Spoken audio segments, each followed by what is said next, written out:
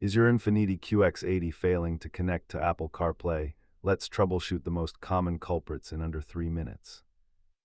Statistically, the vast majority of these glitches are resolved without needing a trip to the dealership. Start your diagnosis by isolating whether the issue is with your phone, the cable, or the vehicle infotainment system.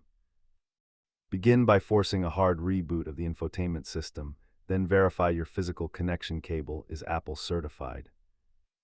If the hardware is fine, check for iOS updates or restrictive screen time settings that might block the connection.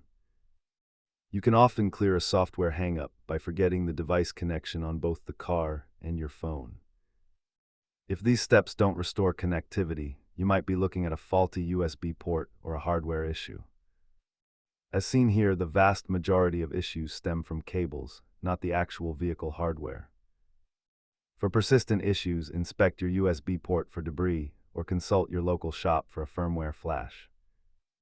Always keep a high-quality spare cable in your glove box to rule out the most common failure point instantly. Remember, start with the simplest link in the chain before assuming a major hardware failure. Did this fix your QX80 connection? Let us know in the comments and subscribe for more troubleshooting guides.